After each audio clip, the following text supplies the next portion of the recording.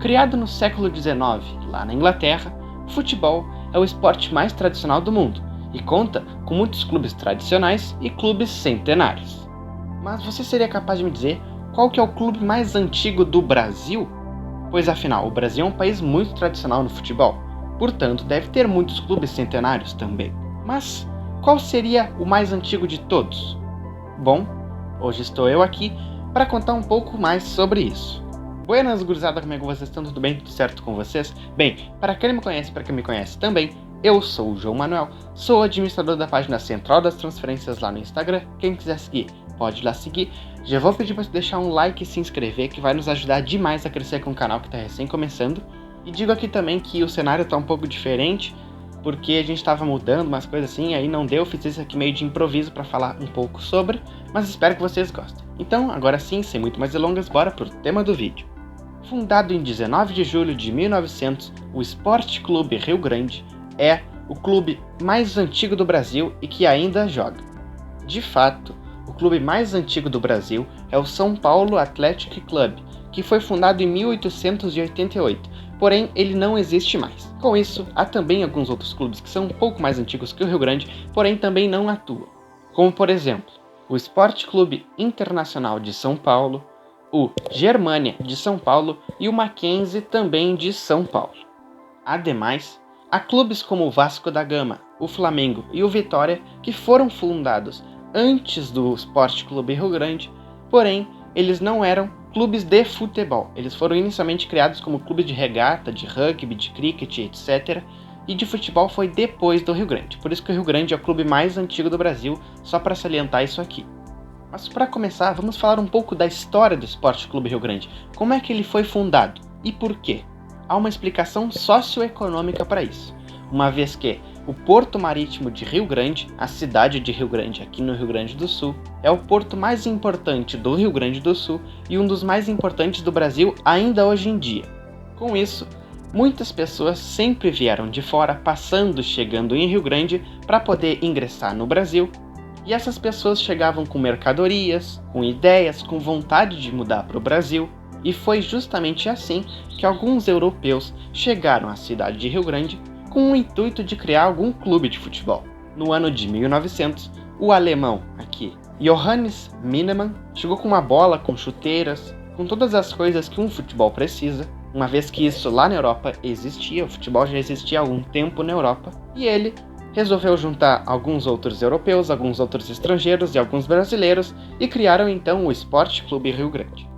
Com o time formado, eles precisavam jogar contra alguém, já que só ficar jogando treino não vai render em nada o clube. Com isso, eles apresentaram para outras cidades aqui da volta, como por exemplo Pelotas, Bagé e Porto Alegre, o futebol.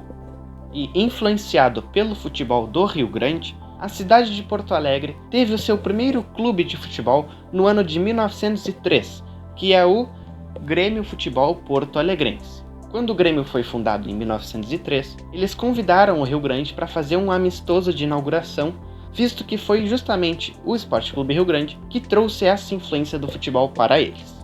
Eu só por essa também esperava que o clube mais antigo do Brasil influenciou o Grêmio a ser fundado. Agora com um time e alguns adversários, o Rio Grande criou, em 1911, o primeiro estádio organizado do Rio Grande do Sul, e esse foi o Estádio das Oliveiras, que ficou de pé até a década de 70, quando o Rio Grande mudou para o estádio atual, que é o Estádio Arthur Lawson.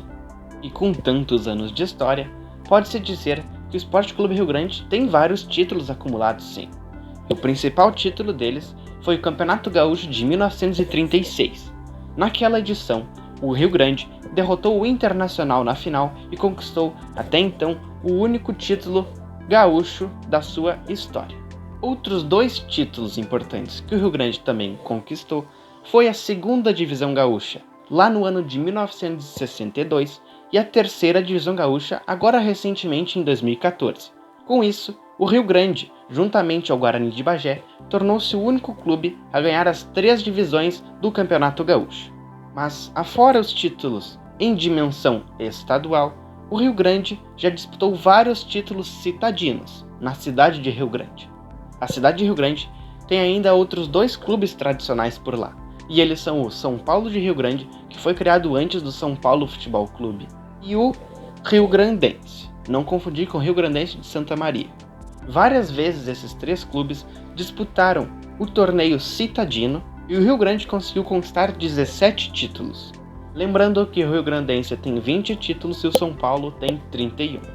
Bom, mas envolvendo justamente um título citadino é que tem uma história muito interessante que rolou entre o Rio Grande e o São Paulo de Rio Grande. Lá no ano de 1940, depois de eliminar o Rio-Grandense, tanto o Rio Grande quanto o São Paulo foram jogar a final do citadino daquele ano. O primeiro jogo da final ficou empatado. Com isso, eles fizeram o segundo jogo da final, que também ficou empatado. E mais uma vez, para desempatar, eles jogaram o terceiro jogo, porém, o jogo continuou empatado. Lembrando que na época não tinha decisão por pênaltis. Bom, tendo em vista tudo isso, depois dos 2 times brigarem pelo título, jogarem 3 vezes e o jogo continuar empatado, decidiu-se então que a taça seria repartida ao meio. Sim, eu não tô brincando. Até hoje em dia, a taça ainda está lá, tanto na galeria de troféus do Rio Grande, quanto na galeria de troféus do São Paulo de Rio Grande, repartida. Dessa história inédita, tenho certeza que tu não sabia. Entretanto, nem tudo são flores na vida do Rio Grande. Isso porque a Ponte Preta, o segundo clube mais antigo do Brasil, reivindica para si a posse de clube mais antigo do Brasil, o que não é verdade, mas vamos entender o caso. No estádio da Ponte Preta, que é o Moisés Lucarelli, tem bem grande escrito lá, clube mais antigo do Brasil, já que os pontepretanos alegam que o Esporte Clube Rio Grande passou um tempo fechado, sem atividades, o que não é verdade. O Rio Grande sempre jogou, mesmo em tempos de crise e tempos de rebaixamentos também, porém nunca fechou. Esteve sempre lá de pé, justamente para manter esse título que ele tem, de clube mais antigo do Brasil.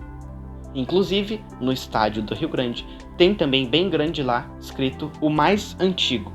Inclusive, o Rio Grande já moveu uma ação judicial contra a Ponte Preta para tirar lá do estádio deles essa frase que diz, mas a coisa não foi muito para frente e acho que não vai tirar nada. Mas e hoje em dia? Como é que está o Rio Grande hoje em dia? Atualmente, no ano de 2021, o Rio Grande jogou a 3ª divisão gaúcha, porém não conseguiu subir, ficou em 4º lugar e vai ter que jogar a 3ª gaúcha mais uma vez em 2022. Bom, mas no mais, é isso. Espero que vocês tenham gostado da história do vovô do Brasil, que vocês tenham entendido, e peço aquilo que eu pedi lá no início, deixar um like e se inscrever que vai nos ajudar demais. Lembrando que eu estou publicando nesta data no dia 20 de setembro, pois aqui no Rio Grande do Sul é feriado devido à Revolução Farroupilha que teve lá no século XIX. E com isso eu trouxe aqui o clube mais antigo do Brasil, que, por ironia do destino ou não, é gaúcho também. Mas agora sim, não vou tirar mais o tempo de vocês. Agradeço a todo mundo que está assistindo até o final. Até a próxima semana, até o próximo vídeo e valeu!